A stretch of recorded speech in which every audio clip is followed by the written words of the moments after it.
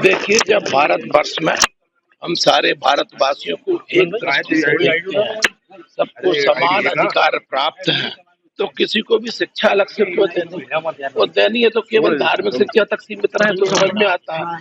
लेकिन यदि कुछ ऐसे शिक्षा संस्थान चलाना जिनसे बुरहान वानी जैसे लोग पैदा हों, तो ये देश के लिए चिंता का विषय है।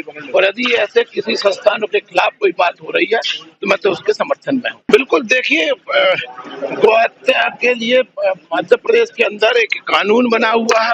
अभी तो जो कल एक विधेयक पेश हुआ है जिसमें यदि गौवंश के इस तरह से बगैर किसी अनुमति के, बगैर किसी इंफॉर्मेशन की जाएंगे, उनको रात सात करने के लिए उन वाहनों के लिए भी एक कानून हम लाए हैं।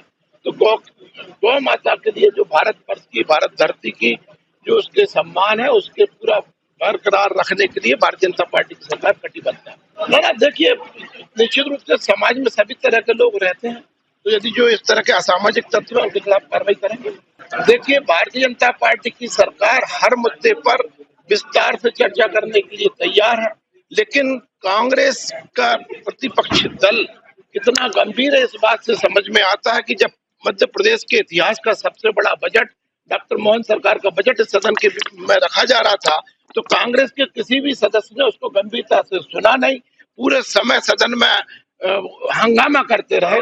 इसी से समझ में आता कि कांग्रेस चर्चा करने के लिए खुद गंभीर नहीं है। जी बिल्कुल, निश्चित रूप से कांग्रेस की जब सरकारें रहा करती थी तो अक्सर कहा जाता था सावधान रहिए, किसी लावारिस वस्तु में बम हो सकता है।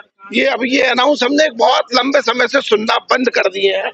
नरेंद्र मोदी जी की सरकार में आतंकवादियों को विस्फोट करने के बाद नहीं पकड़ा जाता, उसकी तैयारी करने की कोशिश करते हैं, उससे पहले ही पकड़ लिया जाता है।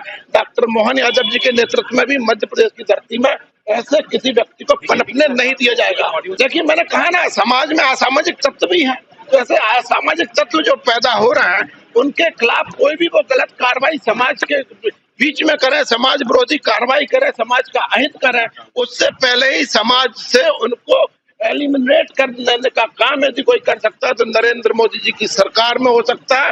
डॉक्टर मोहन यादव जी उसके लिए भी कटिबद्ध है।